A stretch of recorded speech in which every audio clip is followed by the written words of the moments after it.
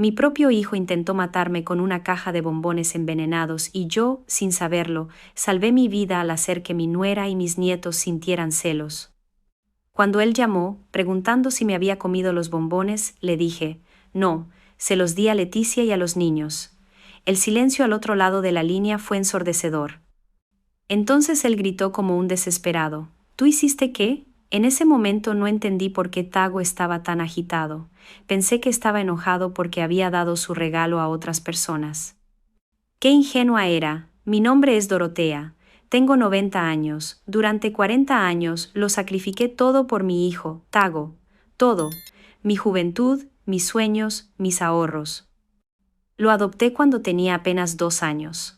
Después de que sus padres biológicos murieran en un accidente, le di mi apellido, mi amor incondicional toda mi vida. Pero aquel día, mi cumpleaños número 69, todo cambió. Aquella caja de bombones artesanales que llegó a mi puerta parecía un hermoso regalo de un hijo agradecido.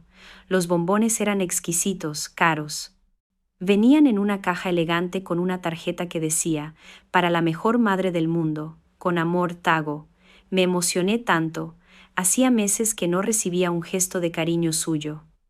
Desde que se casó con Leticia, todo cambió. Ella entró en nuestras vidas como un huracán, llenándole la cabeza a mi hijo de veneno contra mí. Tu madre es muy curiosa, le decía. Estás demasiado mayor para que ella te cuide, le susurraba al oído. Y Zago, mi Zago, el niño que había criado con tanto amor, empezó a cambiar. Poco a poco se alejó. Las visitas se hicieron más raras, las llamadas más frías, los abrazos más distantes, pero yo seguí esperando. Seguí creyendo que mi hijo volvería a ser el mismo. Aquella mañana, cuando llegaron los bombones, pensé que por fin había pasado, que mi hijo había recordado cuánto me amaba, que Leticia no había conseguido destruir por completo el vínculo que construimos durante tantos años. Los bombones parecían deliciosos, eran de una marca exclusiva, de esas que cuestan una fortuna. Cada pieza era una obra de arte, adornada con detalles dorados y formas perfectas. Pero yo siempre he sido así, siempre pensando en los demás antes que en mí misma. Estos bombones son demasiado buenos solo para mí, pensé. Leticia y los niños los van a disfrutar mucho más. Los pequeños siempre fueron mi debilidad. A pesar del desprecio que su madre sentía por mí, yo amaba a esos niños. Eran mis nietos, la extensión de mi Tago, lo único puro que quedaba en aquella relación tóxica. Entonces tomé la caja, la envolví cuidadosamente de nuevo y me fui a la casa de Tago. Cuando llamé a la puerta, Leticia abrió. Como siempre, me recibió con esa sonrisa falsa que tanto odiaba, esa sonrisa que no llegaba a los ojos, que gritaba desprecio aunque sus labios fingieran cortesía. Hola, Dorotea, dijo con ese tono condescendiente que usaba conmigo. ¿Qué te trae por aquí? Le entregué la caja de bombones, explicándole que eran de Tago para mí, pero que quería compartirlos con ella y los niños. Por un momento vi algo extraño en sus ojos, como sorpresa, pero no de la buena. Era más bien miedo, confusión, pero se recompuso rápidamente y tomó la caja. «¡Qué gesto tan amable de Tago!», murmuró. «A los niños les van a encantar». No me invitó a entrar, nunca lo hacía. Siempre encontraba una excusa para mantenerme en la puerta, como si yo fuera una vendedora ambulante y no la abuela de sus hijos. Esta vez dijo, «Los niños están dormidos». Fue un día muy largo, mejor en otra ocasión. Volví a casa con el corazón un poco triste, pero también con cierta satisfacción. Había hecho algo bueno. Había compartido la alegría del regalo de mi hijo con su familia. Esa noche me fui a la cama pensando que quizá, solo quizá, ese gesto suavizaría las cosas entre Leticia y yo. Al día siguiente, el teléfono sonó temprano. Era Zago. Su voz sonaba extraña, tensa. «Mamá», dijo, «¿cómo estaban los bombones?». La pregunta me sorprendió. Era inusual que a él le importara tanto si me había gustado un regalo. Normalmente, después de darme algo, parecía olvidarse por completo del asunto. «Ah, Tago», respondí honestamente. «Se los di a Leticia y a los niños. ¿Sabes cuánto les encantan los dulces?». El silencio que siguió fue aterrador. Era como si el mundo se hubiera detenido. Podía oír mi propio corazón latir mientras esperaba su respuesta. Entonces estalló. «¿Tú hiciste qué?». Gritó con una rabia que nunca había oído en su voz. Se los diste a Leticia y a los niños. ¿Estás loca? Su voz temblaba de una manera que me asustó. No era solo rabia, era puro pánico. Tiago, no entiendo, dije, tratando de mantener la calma. Pensé que te alegraría que yo compartiera tu regalo con tu familia. Pero él siguió gritando, cada vez más desesperado. Me preguntaba una y otra vez si estaba segura de que no me había comido ni un solo bombón, si había dado la caja entera, si los niños ya habían comido. Sus preguntas eran tan específicas, tan urgentes, que empecé a desconfiar. ¿Por qué era tan importante para él que yo no hubiera probado los bombones? ¿Por qué parecía aliviado de que yo no los hubiera comido, pero desesperado porque se los hubiera dado a su propia familia? Colgó abruptamente después de gritarme. Yo era tonta, había arruinado todo. Me quedé con el teléfono en la mano, temblando, sin entender lo que había pasado. Pero algo en mí, un instinto maternal que había desarrollado a lo largo de años de cuidado y protección, me dijo que algo estaba terriblemente mal. Esa tarde, Leticia me llamó. Su voz sonaba diferente, preocupada. Dorotea, me dijo. Los niños se pusieron mal después de comer los bombones. Tuvimos que llevarlos al hospital. Se me heló la sangre. ¿Qué les pasó? Pregunté con el corazón en la garganta. Los médicos dicen que fue intoxicación alimentaria, respondió. Pero es extraño. Los bombones olían raro cuando los abrimos, pero los niños ya se habían comido varios antes de darnos cuenta. Mi mundo empezó a desmoronarse. Los bombones que mi hijo me había enviado, los bombones que yo había dado con tanto amor, habían enfermado a mis nietos. Pero había algo más. En la voz de Leticia detecté algo que me hizo temblar. Era miedo, sí, pero también comprensión, como si finalmente hubiera entendido algo que ocurría ante sus ojos sin que se percatara. Esa noche no pude dormir. Las piezas del rompecabezas empezaron a encajar en mi mente con una claridad aterradora. La reacción de Tago cuando supo que yo había dado los bombones, su desesperación al enterarse de que no me los había comido, su alivio mezclado con pánico, las preguntas específicas sobre si yo había probado aunque fuera un pedacito. Y entonces, como un rayo en la oscuridad, la verdad me golpeó con toda su fuerza brutal. Mi hijo, mi propio hijo, a quien había criado y amado incondicionalmente, había intentado envenenarme. Los días siguientes fueron una pesadilla. Los niños se recuperaron, gracias a Dios, pero el veneno había dejado marcas. Leticia me confesó que los médicos habían encontrado rastros de arsénico en sus cuerpecitos. Arsénico, una palabra que yo solo conocía de películas de crimen, ahora formaba parte de mi realidad más terrible. Mi nuera me habló por primera vez en años sin aquella máscara de desprecio. Su voz temblaba cuando dijo, Dorotea, creo que esos bombones no eran para compartir, creo que eran especialmente para usted. Sus palabras confirmaron lo que mi corazón ya sabía, pero mi mente se negaba a aceptar. Tago había desaparecido, no atendía el teléfono, no respondía mensajes.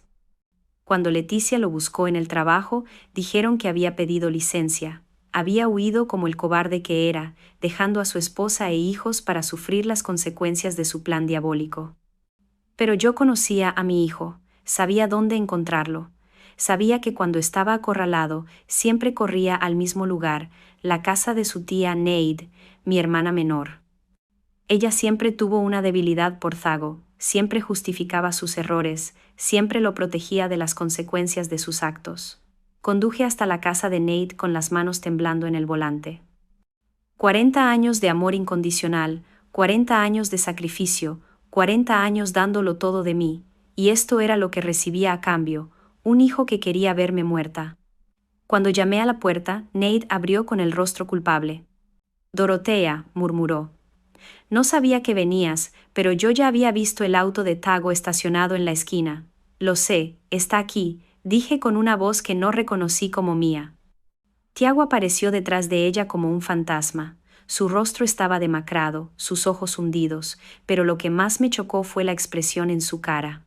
No había arrepentimiento, ninguna culpa, solo resentimiento, como si yo fuera la culpable de todo aquel desastre. ¿Por qué? Fue lo único que pude preguntar. ¿Por qué quisiste matarme? Mi voz se quebró en esa última palabra, matar. Mi propio hijo había querido matarme. Su respuesta desgarró mi alma en 1000 pedazos. ¿Porque eres un obstáculo?, dijo con una frialdad que me heló la sangre en las venas. Porque siempre fuiste un obstáculo, porque necesito tu herencia y tú simplemente nunca te mueres. Mi herencia, claro, todo se reducía al dinero. El dinero por el que había trabajado día y noche durante décadas, el dinero que había ahorrado, viviendo como una sin techo para garantizar su futuro.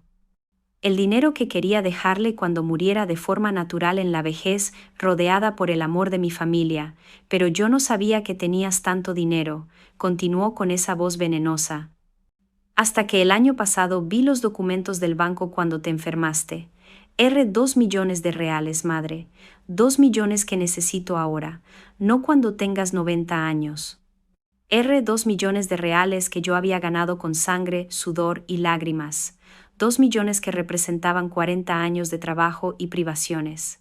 Además, añadió como si fuera lo más natural del mundo. Ya estás vieja. ¿Qué más vas a hacer con tu vida? ¿Para qué necesitas tanto dinero a tu edad? Sus palabras eran puñales en mi corazón. Cada sílaba era una traición más profunda que la anterior. Nate intentó intervenir. Tiago, no hables así, murmuró, pero él la silenció con una mirada. Tía, sabes que tengo razón. Ella ya vivió su vida. Yo tengo una familia que mantener, hijos que criar, un futuro por delante, un futuro construido sobre mi cadáver. Respondí con una amargura que no sabía que llevaba dentro de mí, un futuro comprado con mi muerte. Me miró con desprecio, como si yo fuera la loca, como si fuera la villana de esa historia perversa. No seas tan dramática, me dijo, sería rápido. Los bombones tenían suficiente arsénico como para parecer un ataque cardíaco natural. Nadie habría sospechado nada. Morirías pacíficamente mientras dormías, y yo heredaría lo que de todos modos sería mío. Sus palabras me revelaron la profundidad de su traición. No había sido un impulso, un momento de locura. Había sido un plan calculado, meticuloso, frío.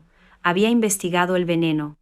Había comprado los bombones más caros para disimular el sabor. Había calculado la dosis exacta. Mi muerte había sido planificada con la misma dedicación con la que yo había dedicado años a planear sus cumpleaños. ¿Y qué pasó?, le pregunté. ¿Por qué tu plan perfecto no funcionó? Su rostro se contrajo en una mueca de frustración. ¿Porque eres demasiado tonta como para comer bombones que te da tu propio hijo?, me escupió. Porque siempre tienes que ser la mártir, siempre tienes que darlo todo, siempre tienes que ser la Santa Madre abnegada. La ironía era asfixiante. El mismo defecto que él criticaba en mí, mi propensión a dar antes que recibir, me había salvado la vida. Mi instinto de compartir el regalo con sus hijos había destruido su plan de asesinato. Pero lo peor, continuó con ira creciente, es que ahora Leticia lo sabe todo. Los niños casi murieron por tu culpa, por tu manía de andar repartiendo lo que no es tuyo. Me culpaba. Después de intentar asesinarme, me culpaba por haber envenenado a sus propios hijos. Leticia había aparecido en la puerta durante nuestra conversación. Su rostro estaba pálido, sus ojos llenos de lágrimas. Lo había oído todo. La confirmación final de que su marido no solo había intentado matar a su suegra, sino que también estaba dispuesto a sacrificar a sus propios hijos en el proceso. Ella le dijo a Tiago con la voz quebrada, ¿cómo pudiste? ¿Cómo puedes poner en peligro a nuestros hijos? Él se volvió hacia ella con la misma frialdad que me había mostrado. Porque no pasaría nada, respondió, porque el veneno era para ella, no para ustedes. ¿Pero sabías que yo siempre comparto todo con los niños?, gritó Leticia. ¿Sabías que existía la posibilidad de que ellos comieran esos bombones? Tago se encogió de hombros como si hablara del tiempo. Fue un riesgo calculado, murmuró. Un riesgo calculado.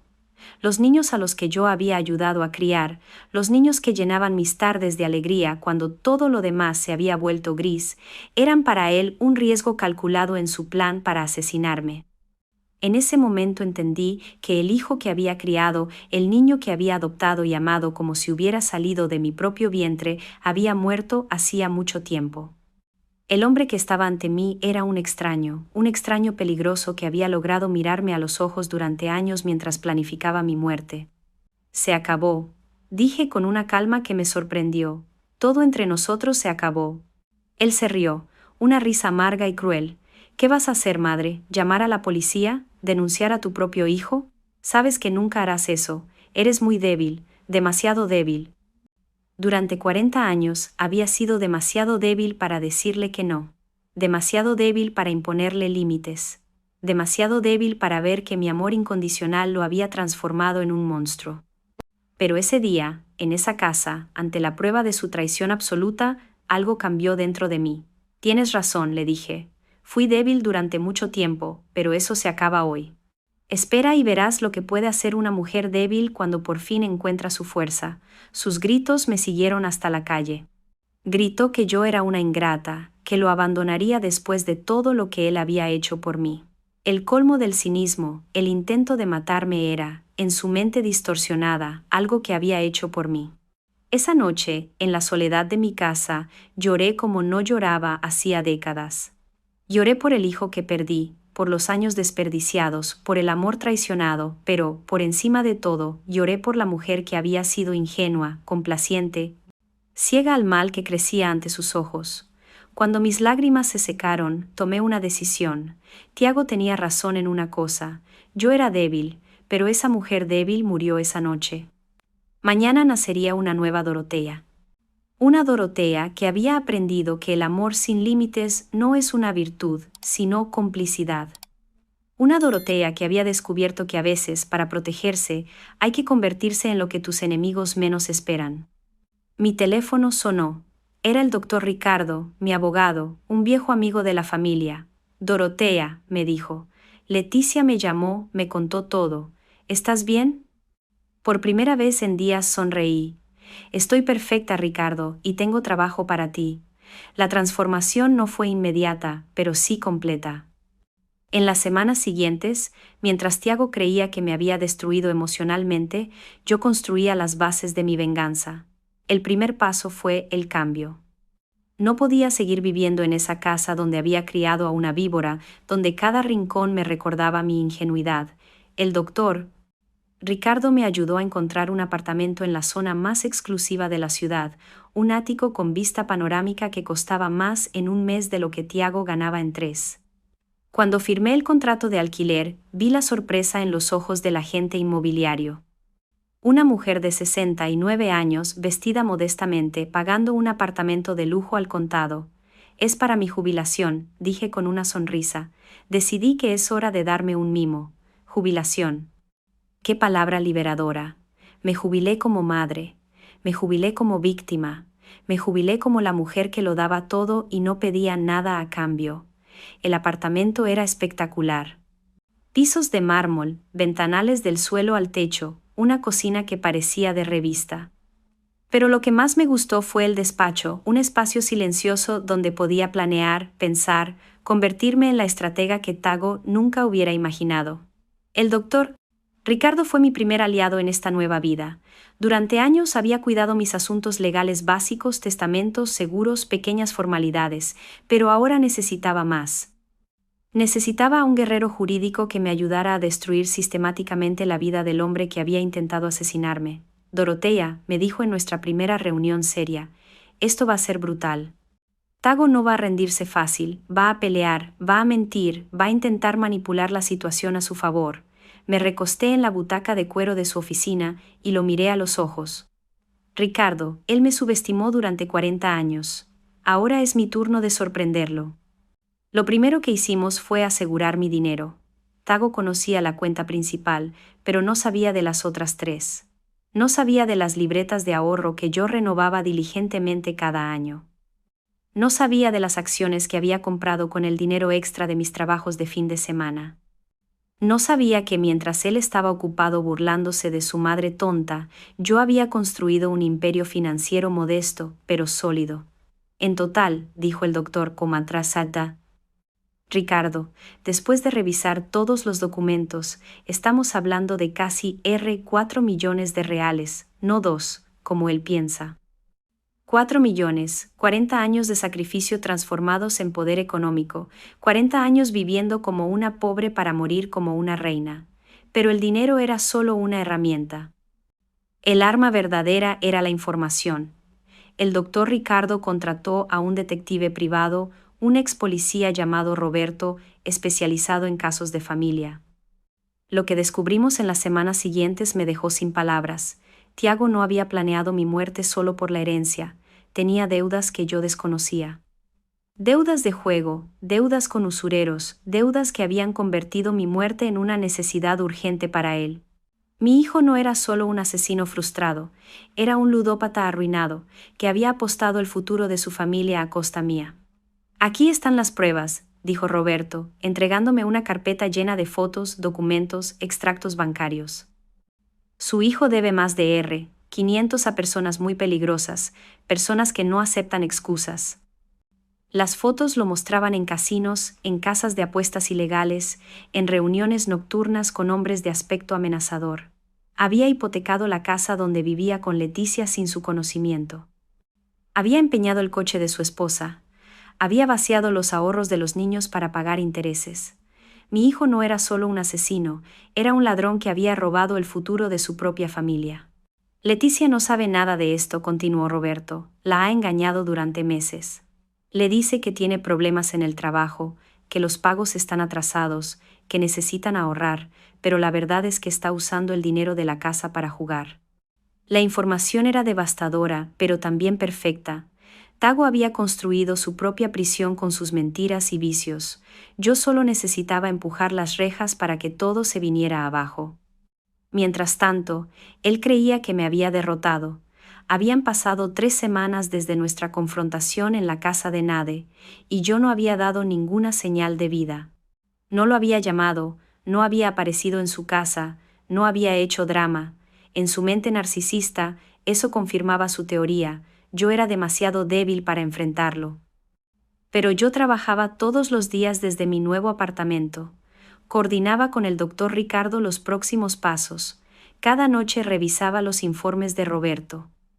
Aprendía más sobre el monstruo en que se había convertido mi hijo. Cada mañana planeaba el siguiente paso de mi venganza meticulosa. La primera fase era psicológica.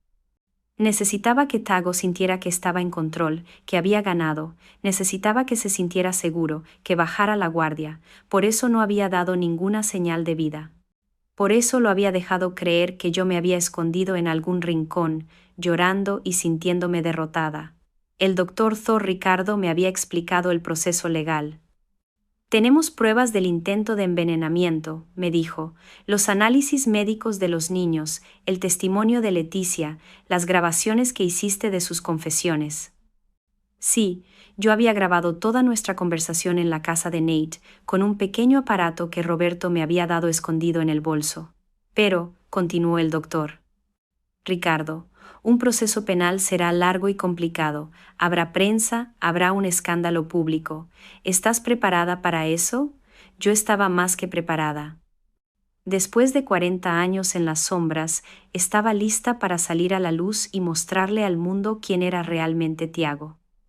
Además, añadió con una sonrisa, tenemos pruebas de fraude, engaño y manipulación financiera. Podemos destruirlo económicamente antes de que el proceso penal siquiera comience. Económicamente. La palabra sonaba deliciosa. Tago había intentado matarme por dinero, ahora perdería todo su dinero por haber intentado matarme. En esas semanas de silencio, también trabajé en mí misma. Contraté a Juliana, una personal stylist que transformó por completo mi imagen. Adiós, ropa vieja y conservadora. Adiós, cabello canoso y desgreñado. Adiós, la postura encorvada de la mujer derrotada. Cuando Juliana terminó conmigo, no me reconocí en el espejo. Mi cabello estaba elegantemente teñido de castaño, cortado en un estilo moderno que me hacía parecer 10 años más joven. Mi ropa era sofisticada pero no ostentosa. Trajes de alta calidad, zapatos de marca y accesorios discretos más caros. Dorotea, dijo Juliana, admirando su trabajo. Pareces una mujer de poder. Una mujer de poder. Eso me gustó. Durante 40 años había sido una mujer de servicio, una mujer de sacrificio, una mujer de las sombras. Ahora era el momento de ser una mujer de poder. El último elemento de mi transformación fue el más importante, mi actitud. Contraté a una coach personal, una psicóloga especializada en empoderamiento femenino. Dorotea, me dijo en nuestra primera sesión, necesitas dejar de verte como una víctima. Eres una sobreviviente, eres una guerrera. Las sesiones fueron reveladoras. Durante décadas, había confundido amor con sumisión, bondad con complacencia, maternidad con autosacrificio total. Había creado un monstruo porque había temido ser una mala madre si le imponía límites. El amor verdadero, me explicó la psicóloga, implica consecuencias. Si no hay consecuencias por las malas acciones, no hay amor. Hay complicidad. Durante 40 años había sido cómplice de la transformación de mi hijo en un sociópata, pero no más. La nueva Dorotea no era cómplice de nadie. La nueva Dorotea era una fuerza de la naturaleza que estaba a punto de desatarse sobre el mundo de Tago como un huracán devastador. Una noche, exactamente un mes después de nuestra confrontación, decidí hacer mi primera aparición pública. Elegí el lugar cuidadosamente, la galería de arte más exclusiva de la ciudad, donde se exhibía una colección privada de pinturas contemporáneas. Vestía un traje negro de marca, tacones altos que me hacían parecer más alta e imponente y joyas que había comprado esa misma tarde. Cuando llegué a la galería en un taxi de lujo, los fotógrafos de sociedad se volvieron a mirarme. No me reconocieron, pero supieron instintivamente que yo era alguien importante. Caminé por la galería con una copa de champán en la mano, admirando las obras de arte y conversando con coleccionistas y críticos. Por primera vez en décadas, me sentí en mi elemento, elegante, sofisticada, poderosa, y entonces lo escuché. Tago estaba en la esquina opuesta de la galería, acompañado de Leticia. Ella parecía tensa, incómoda, claramente fuera de lugar en ese ambiente lujoso. Él intentaba impresionar a algunos empresarios, probablemente buscando nuevas víctimas para sus estafas. Nuestras miradas se encontraron a través del salón. Vi el shock en su rostro cuando me reconoció. La mujer derrotada que había dejado llorando un mes antes había sido reemplazada por aquella versión sofisticada y misteriosa de su madre. Me acerqué lentamente, saboreando cada paso. Cuando lo alcancé, le sonreí con una dulzura venenosa. «Hola, Tago», dije con una voz que irradiaba poder. «Qué sorpresa encontrarte aquí». Su rostro había palidecido. Leticia me miraba con una mezcla de admiración y confusión. Los empresarios que conversaban con Tago se volvieron hacia mí, curiosos. «Mamá», balbuceó, «¿qué haces aquí?» Su voz temblaba levemente. Por primera vez en su vida, mi presencia lo intimidaba. «Estoy disfrutando de mi jubilación», respondí tomando un sorbo de champán. «Decidí que es hora de darme un mimo». La palabra jubilación flotaba en el aire como una amenaza velada. Los empresarios nos miraban interesados. Era obvio que había una tensión familiar, pero también era obvio que yo no era la víctima que habían imaginado. «¿Jubilación?», preguntó uno de ellos amablemente. «¿De qué se está jubilando?» «De ser demasiado generosa», respondí sin apartar la mirada de Tago. A veces, cuando das demasiado, la gente se acostumbra a recibir. Llega un punto en que tienes que dejar de dar y empezar a cobrar. Cobrar. La palabra flotaba en el aire como una alerta de tormenta. Tiago sabía exactamente lo que significaba. Sabía que su tiempo de tomar sin dar había terminado. Sabía que la caza había comenzado y que ahora él era la presa. Los días siguientes fueron de una tensión exquisita. Tago sabía que algo había cambiado, pero no sabía qué. Me había visto en la galería transformada en una mujer que no reconocía y eso lo perturbaba. Empezó a llamarme obsesivamente, pero yo no contestaba. Dejaba que las llamadas fueran al buzón, donde podía oír su creciente nerviosismo. «Mamá, contesta el teléfono», decía en sus mensajes. «Necesitamos hablar. Necesito saber qué estás planeando». «¿Qué estás planeando?» Por primera vez en su vida, me tenía miedo. Por primera vez, yo era la cazadora y él la presa. El doctor Ricardo había iniciado la fase legal de mi venganza. Primero presentó una demanda civil por intento de homicidio, con todas las pruebas que habíamos recolectado, los análisis médicos de los niños, las grabaciones de audio, los testimonios de Leticia y del equipo médico que atendió a mis nietos. «Dorotea», dijo el doctor Ricardo en su oficina, «esta demanda será un escándalo. Los medios van a seguir el caso. Tu historia estará en todos los noticieros». Perfecto. Yo quería que el mundo entero supiera quién era realmente Tago. Quería que sus vecinos, sus compañeros de trabajo, sus amigos supieran que había intentado asesinar a su propia madre. Pero la demanda civil era solo el aperitivo. El plato principal era la investigación que Roberto había concluido sobre las actividades ilegales de Tago. Fraude hipotecario, desvío de bienes de la familia, estafas con usureros, evasión de impuestos. Mi hijo había construido un castillo de naipes financiero que estaba a punto de derrumbarse.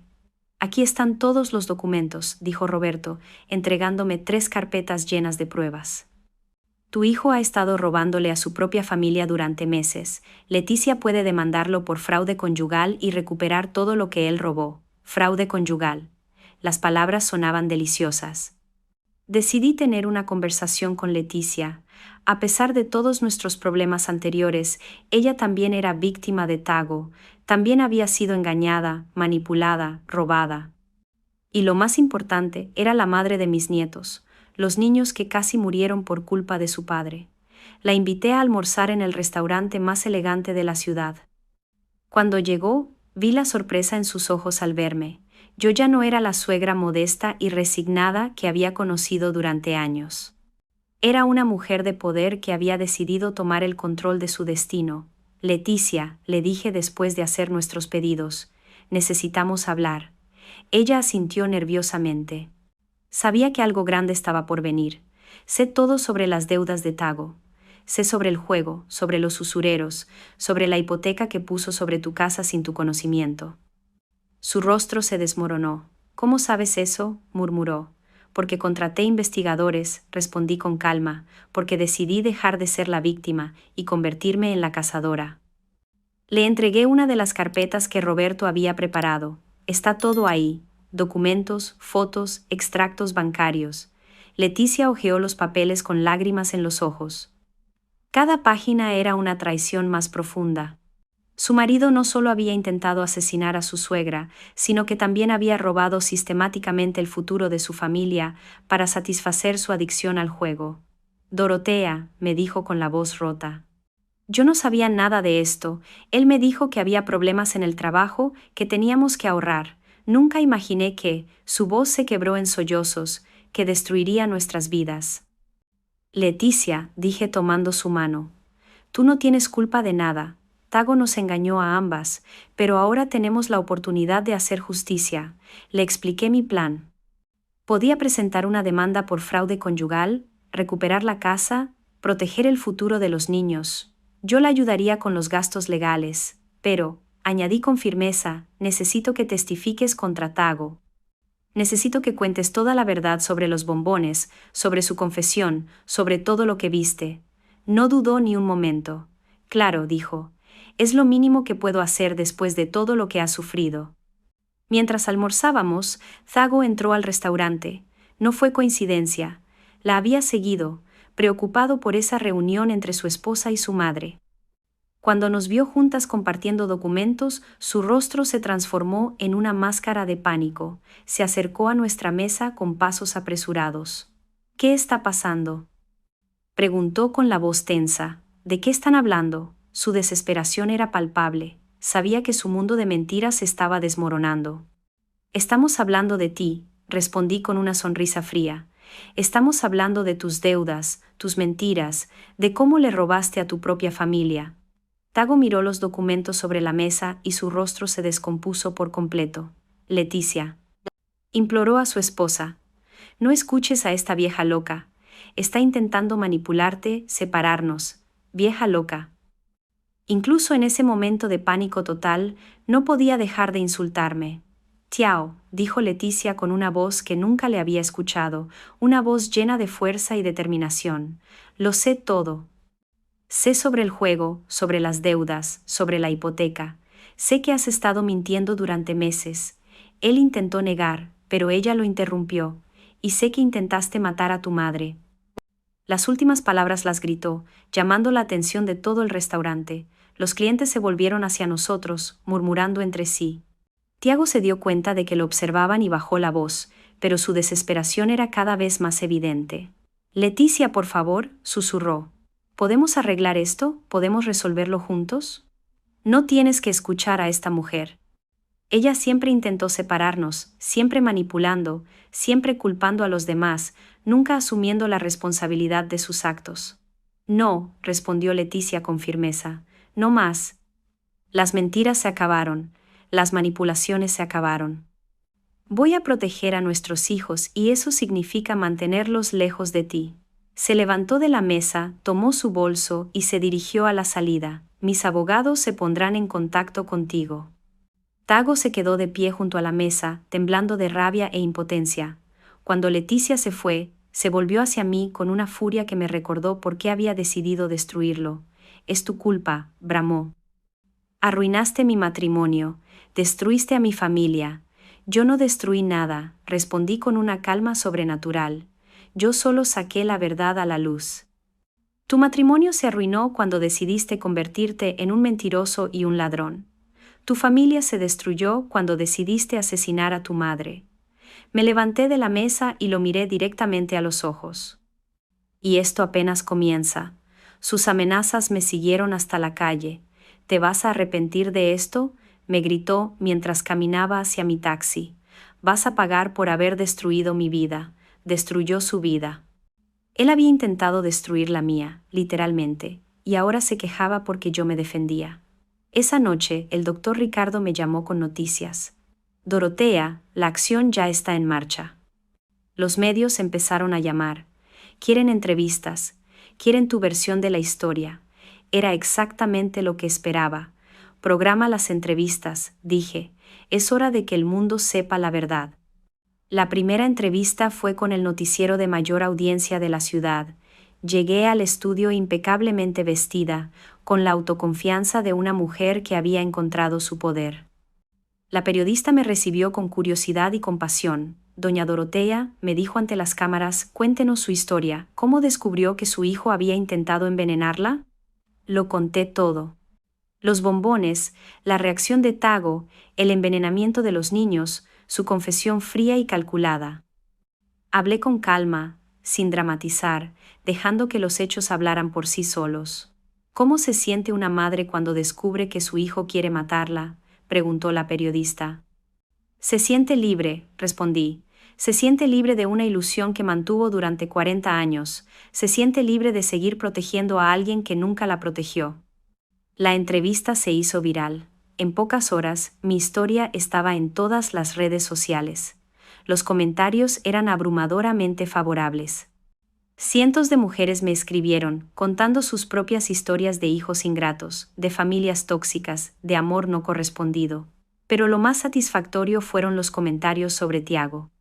Sus compañeros de trabajo empezaron a reconocerlo como el hijo que había intentado asesinar a su madre. Sus vecinos empezaron a mirarlo con desprecio. Sus amigos empezaron a distanciarse de él. El escándalo lo seguía a todas partes. Cuando iba al supermercado, la gente lo señalaba y murmuraba. Cuando llegaba al trabajo, sus compañeros lo evitaban. Cuando salía de casa, sentía las miradas de condena de todo el vecindario, pero yo sabía que eso era solo el comienzo. La humillación pública era satisfactoria, pero la verdadera justicia aún estaba por venir. Los procesos judiciales, la pérdida de sus bienes, la destrucción completa de la vida que había construido sobre mentiras y traición. Tago había subestimado a la mujer que había criado durante 40 años. Pensó que podía deshacerse de mí como quien tira un papel a la basura. Ahora descubría que había despertado a un monstruo mucho más poderoso e implacable que él mismo. La caza había comenzado oficialmente y yo era una cazadora que había esperado 40 años para mostrar sus garras. El proceso legal avanzó como una avalancha imparable. El doctor Ricardo había presentado todas las acciones simultáneamente: intento de homicidio, fraude familiar, estafa y una acción civil por daños morales por 5 millones de reales. Tago se despertó un lunes cualquiera y descubrió que su vida se había roto en 1000 pedazos. Su cuenta bancaria fue inmediatamente congelada. Las pocas economías que le quedaban de su adicción al juego fueron bloqueadas mientras se investigaba el origen de los fondos. Su salario fue embargado para garantizar el pago de las acciones civiles. De un día para otro, estaba sin un tostón. Dorotea, me informó el doctor Ricardo satisfecho. Tu hijo está en bancarrota. No puede pagar un abogado decente. tendrá que conformarse con un defensor público contra el mejor bufete de la ciudad. La lucha era desigual desde el principio, pero lo más delicioso era ver su mundo social desmoronarse. El video de mi entrevista en televisión había generado un escándalo tan grande que la prensa empezó a investigar más a fondo la vida de Tago. Pronto salieron a la luz sus deudas de juego, sus estafas a compañeros de trabajo, sus mentiras sistemáticas. Su jefe lo llamó a una reunión urgente. Tago, le dijo, la empresa no puede permitirse asociar su nombre a este escándalo. Está despedido con efecto inmediato. 20 años trabajando en la misma empresa, borrados por un escándalo que él mismo había creado. Los usureros que lo habían presionado por sus deudas de juego vieron las noticias y decidieron acelerar su cobro. Sabían que si no actuaban rápido, no recuperarían un solo real.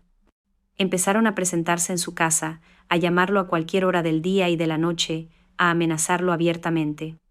Una noche, mientras yo disfrutaba de una copa de vino en mi apartamento de lujo, recibí una llamada de Leticia. Lloraba. Dorotea, me dijo entre sollozos.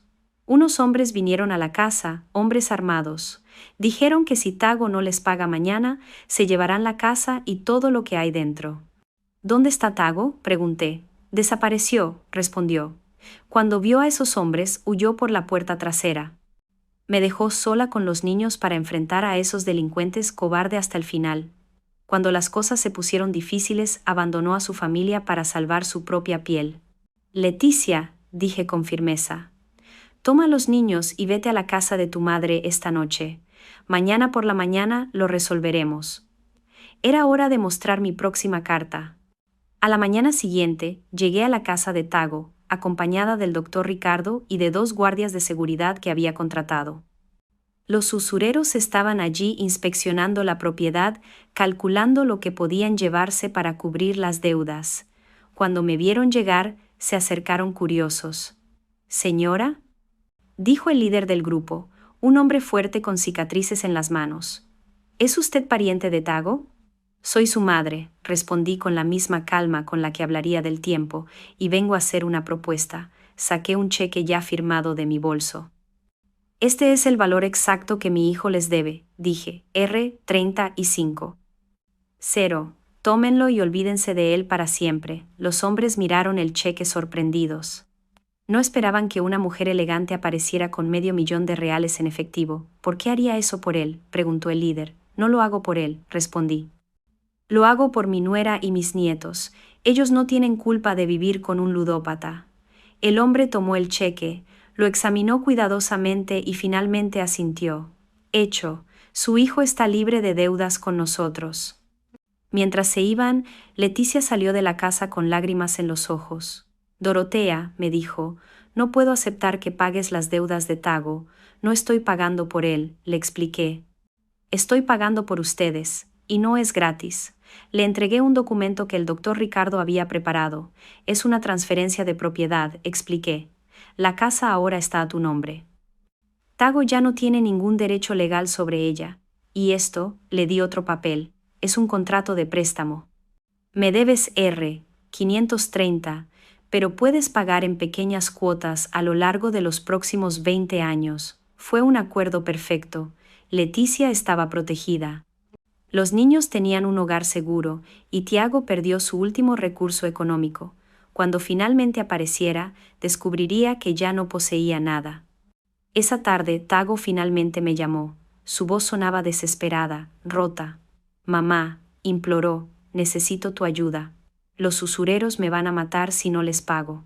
Necesito dinero. Necesito que me perdones, necesito». «Tago», lo interrumpí fríamente, «ya pagué tus deudas». Pude oír su suspiro de alivio al otro lado de la línea. «Gracias, mamá. Sabía que no me abandonarías, sabía que. Pero no lo hice por ti», continué. «Lo hice por Leticia y por los niños, y ya no tienes casa. La transferí a nombre de tu esposa». El silencio que siguió fue absoluto. «¿Qué?», murmuró al fin. «La casa ya no es tuya. Tu esposa me debe el dinero». «No, ya no tienes nada que ver con esa propiedad». Su respiración se volvió agitada. «No puedes hacer eso», gritó. «Esa es mi casa, yo la compré». La compraste con dinero robado, respondí, y ahora volvió a manos legítimas. Leticia y los niños están protegidos. Tú estás por tu cuenta. Colgué sin esperar su respuesta. Los días siguientes fueron de una tensión deliciosa. Tiago apareció en la casa, pero Leticia ya había cambiado las cerraduras. Cuando intentó forzar la entrada, llamó a la policía.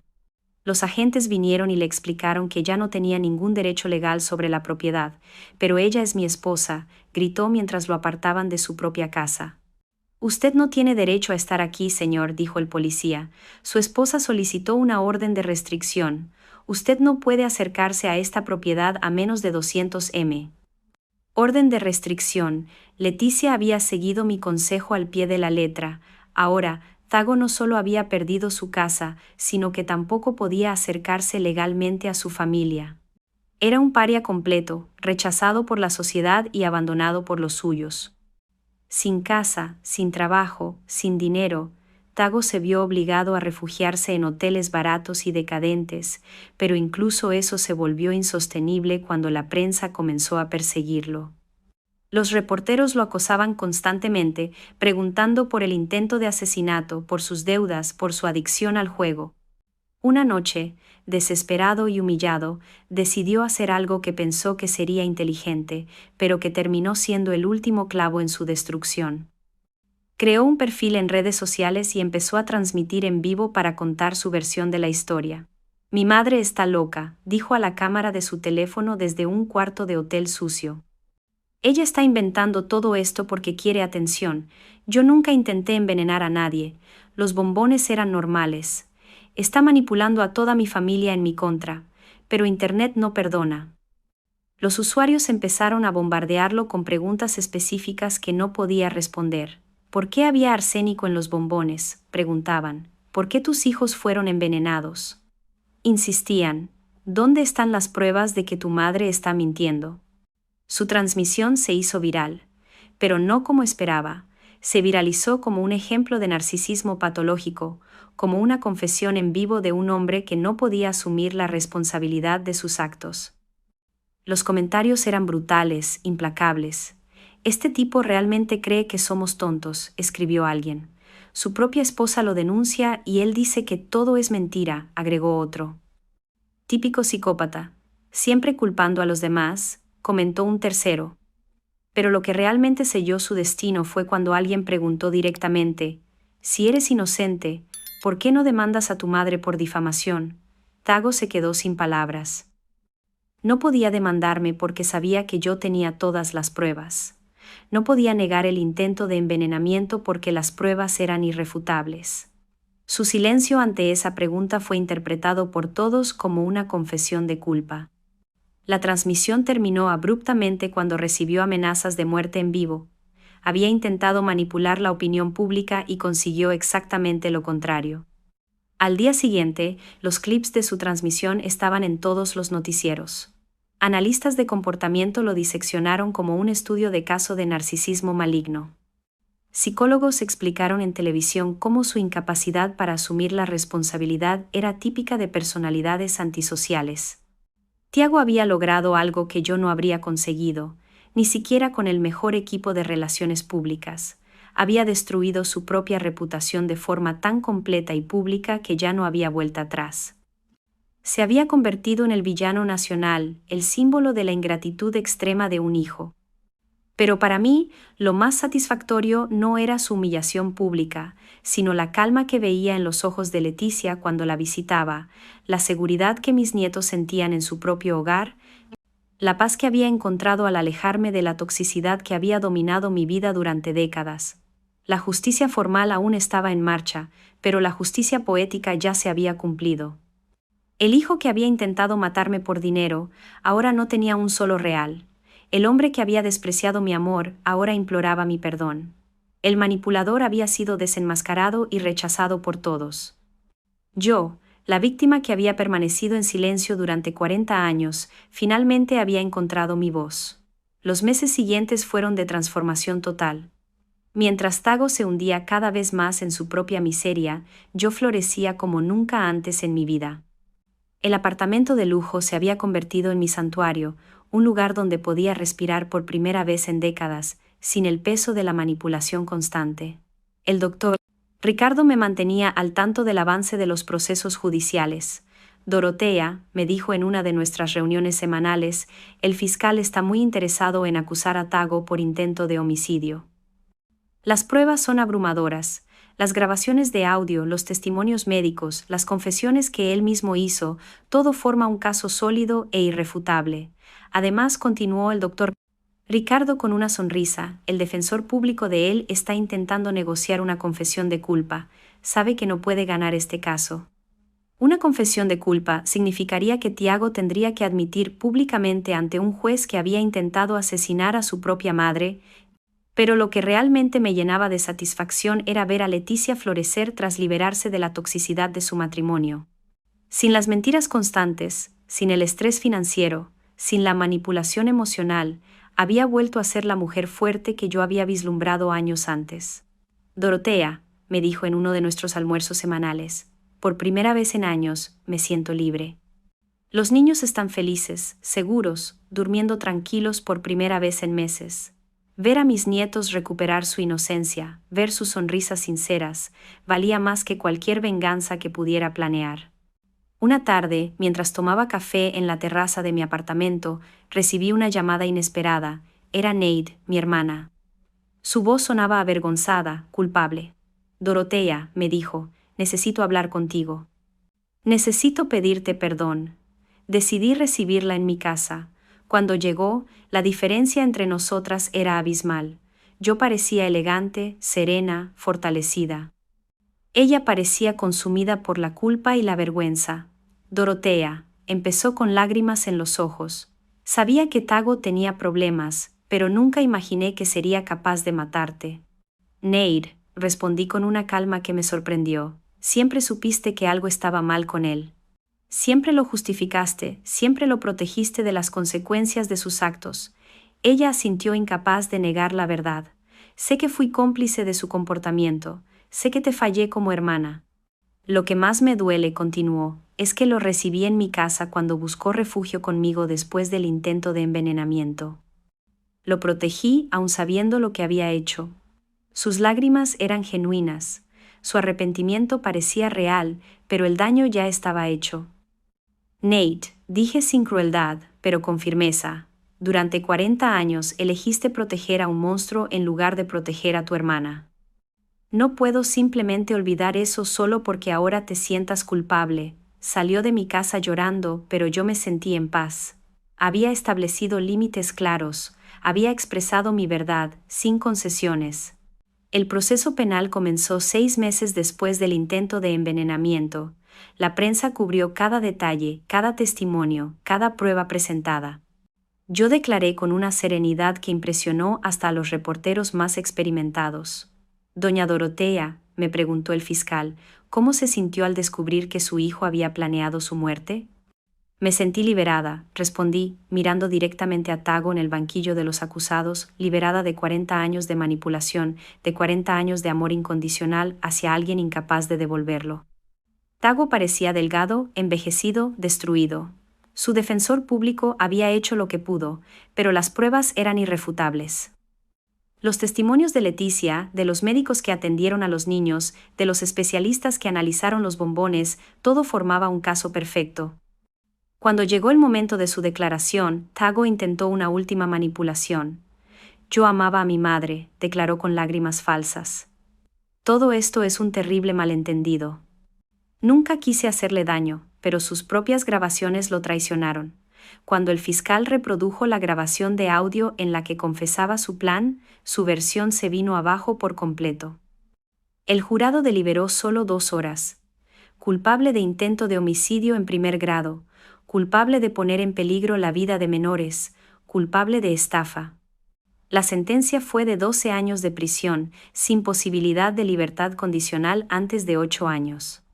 Cuando oí el veredicto, no sentí triunfo, sino paz, justicia, la confirmación legal de lo que ya sabía, que había sido víctima de un intento de asesinato calculado y premeditado por mi propio hijo. Tiago me miró desde el banquillo mientras lo esposaban. Sus ojos ya no tenían la arrogancia de antes, solo desesperación y autocompasión. «Mamá», gritó mientras se lo llevaban, «sigues siendo mi madre, no puedes abandonarme así». Pero yo permanecí inmóvil, serena, observándolo ir hacia su destino inevitable. Las acciones civiles se resolvieron rápidamente después de la condena penal. La acción por daños morales resultó en una indemnización de 3 millones de reales que Tiago, claro, no podía pagar desde la prisión, pero el simbolismo era importante. El sistema legal había reconocido oficialmente el daño que me causó. Leticia obtuvo el divorcio y la custodia total de los niños. Tago perdió todos sus derechos parentales después de ser considerado culpable de poner sus vidas en peligro. Una tarde, mientras organizaba mis nuevos documentos legales, encontré una carta que había escrito años antes pero nunca había enviado. Era una carta de agradecimiento a Tiago por ser el mejor hijo del mundo. La leí y no pude evitar reír amargamente. Qué ciega había sido, qué ingenua, qué completamente desconectada de la realidad. Decidí escribir una nueva carta, pero esta vez para mí misma. Querida Dorotea, escribí, durante 40 años confundiste amor con complicidad, bondad con complacencia. Confundiste sacrificio con virtud. Hoy celebro que por fin aprendiste la diferencia. En mi cumpleaños hice una pequeña fiesta en mi apartamento. Invité a Leticia y a los niños, al doctor Ricardo y a su esposa, a Juliana, mi stylist, a Roberto, el investigador, personas que me habían ayudado a reconstruir mi vida, que me habían apoyado en mi transformación. Mientras apagaba las velas de mi pastel, deseé en silencio que ninguna mujer tuviera que esperar hasta los 70 años para encontrar su fuerza, para poner límites, para defenderse de quienes abusaban de su amor. Esa noche, sola en mi apartamento, pensé en el camino que había recorrido, de víctima silenciosa a mujer empoderada, de madre abnegada a persona que se valora, de la mujer que lo daba todo sin recibir nada a la mujer que había aprendido que el amor propio no es egoísmo, sino supervivencia. Tiago había querido matarme para robar mi dinero, pero consiguió algo completamente opuesto. Despertó a una mujer que yo no sabía que existía dentro de mí, una mujer fuerte, inteligente, capaz de luchar por lo que era suyo. La justicia formal se había cumplido, pero la verdadera victoria fue personal. Había recuperado mi dignidad, mi autonomía, mi derecho a vivir sin miedo ni manipulación. 2 años después del veredicto, mi vida había encontrado un equilibrio que nunca pensé posible. Las heridas emocionales habían cicatrizado, no con el olvido, sino con sabiduría. Aprendí que sanar no significa olvidar, sino integrar el dolor en una versión más fuerte de uno mismo. Mi rutina diaria era un testimonio de mi libertad recién descubierta. Me despertaba sin el peso del miedo que había cargado durante décadas, desayunaba y leía las noticias financieras porque había decidido gestionar mis inversiones personalmente. El doctor Ricardo me había presentado a Oscar, un asesor financiero ético que me enseñó que el dinero podía ser una herramienta de empoderamiento, no solo de supervivencia.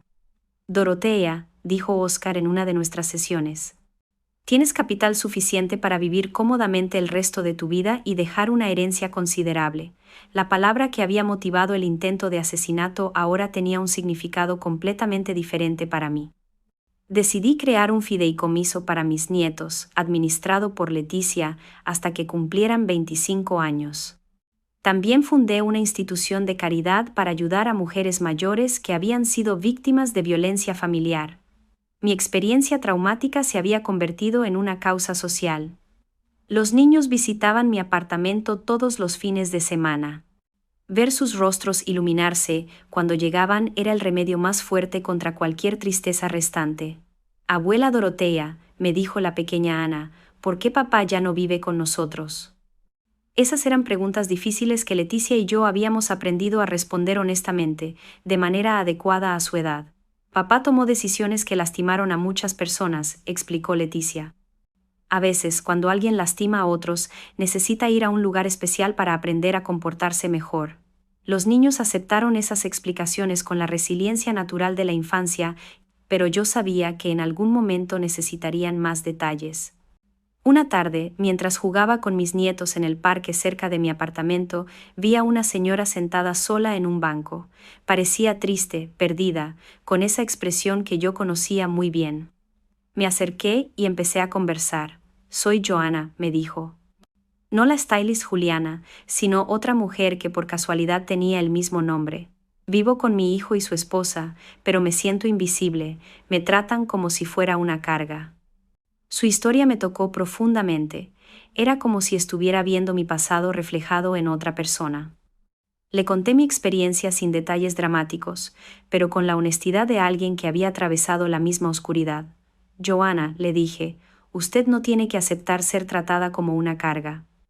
Usted tiene derechos, tiene valor, tiene opciones».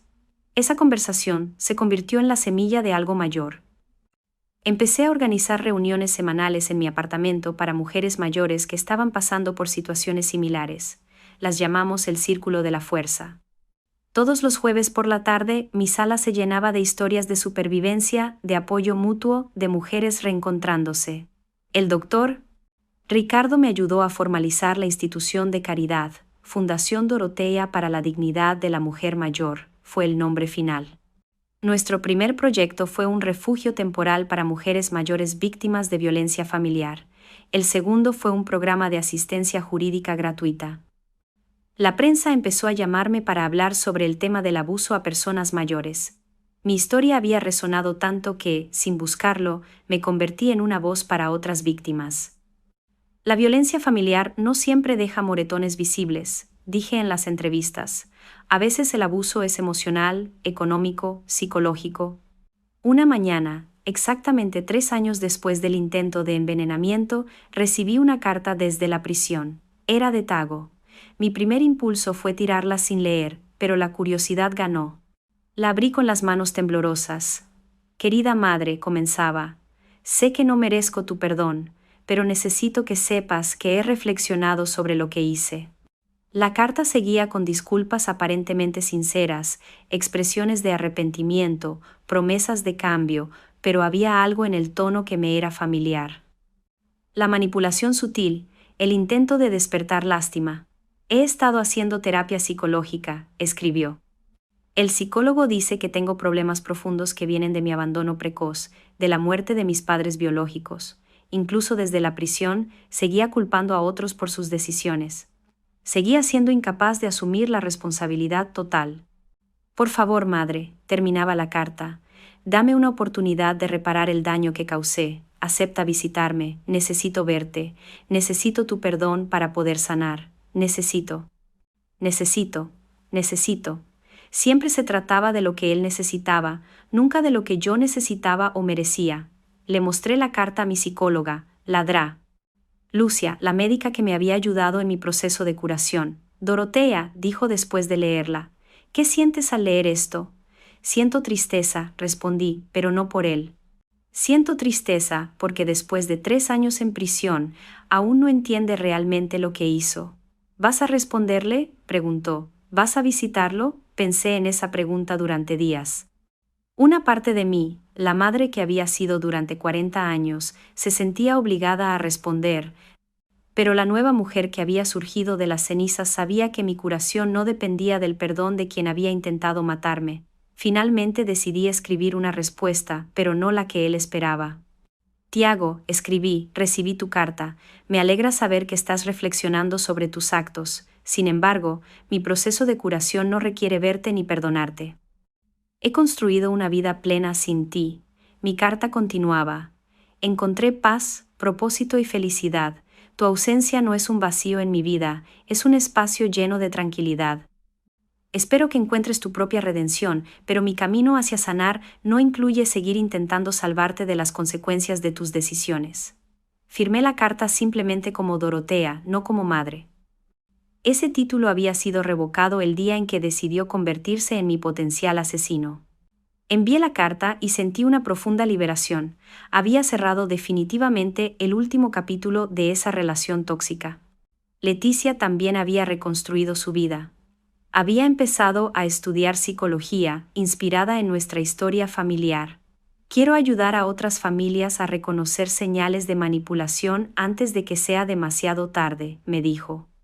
Su transformación, de víctima silenciosa a defensora activa, fue inspiradora. Los niños crecieron sanos y seguros. Ocasionalmente preguntaban por su padre, pero sin el miedo que habían mostrado en los años de toxicidad familiar. La estabilidad emocional había reemplazado al caos constante que marcó sus primeros años. Una tarde, mientras revisaba los informes de la fundación, noté algo extraordinario. En 2 años, habíamos ayudado a más de 200 mujeres mayores a escapar de situaciones de abuso. Algunas habían recuperado propiedades robadas por hijos manipuladores. Otras habían encontrado el valor de denunciar malos tratos. Todas habían redescubierto su dignidad. Mi historia personal de supervivencia se había convertido en un faro de esperanza para otras mujeres. El intento de asesinato que debía silenciarme para siempre había amplificado mi voz más allá de lo que jamás imaginé. Esa noche, mientras contemplaba la ciudad desde mi terraza, pensé en la perfecta ironía de mi situación. Tago había querido matarme para robar mi herencia, pero había conseguido que yo construyera una herencia mucho más valiosa. Una fundación que perduraría más allá de mi muerte y ayudaría a generaciones de mujeres a encontrar su fuerza. La mujer que había sido durante 70 años murió simbólicamente el día de los bombones envenenados. La mujer que nació de esas cenizas era más fuerte, más sabia, más completa. Aprendí que a veces, para encontrar la luz, hay que atravesar la oscuridad más profunda. Mi venganza había sido completa, pero no por la destrucción de Tago, sino por mi propia reconstrucción. La mejor venganza se reveló como la construcción de una vida extraordinaria. Tago había querido eliminarme para robar mi dinero, pero logró despertar mi verdadero potencial. Había querido silenciarme para siempre, pero había amplificado mi voz y la había transformado en un coro de mujeres empoderadas. Escribí en mi diario esa noche: no me arrepiento de haberlo adoptado. Solo lamento no haber entendido antes que la bondad nunca debe practicarse a costa de la autodestrucción. Mi hijo quiso matarme, pero en lugar de destruirme, me liberó para convertirme en quien siempre debí ser. La historia había terminado, pero el legado apenas comenzaba. Cada mujer que encontraba su fuerza a través de nuestros programas era una victoria sobre la mentalidad que Tiago había encarnado. Cada límite impuesto, cada no dicho con firmeza, cada acto de amor propio era una revolución silenciosa contra la cultura que enseña a las mujeres a darlo todo sin recibir nada. Me tomó 70 años encontrar mi poder, pero usé cada día de los últimos 10 años para asegurarme de que otras mujeres no tuvieran que esperar tanto. Esa era mi verdadera herencia, no dinero, sino sabiduría. No posesiones, sino propósito, no venganza, sino victoria a través de la transformación. Si te gustó mi historia, puedes apoyarme haciendo una donación. Así consigo escribir muchas otras historias como esta. Muchas gracias de antemano. ¿Y tú, qué harías en el lugar de esa persona? Quiero mucho saber tu opinión, así que, escribe aquí en los comentarios. Siempre me da curiosidad saber qué piensan. Y cuéntame también dónde oíste esta historia. Si quieres oír más historias de vida como esta, dale like al video y suscríbete al canal. Hay muchas otras esperándote. Un gran abrazo y hasta la próxima.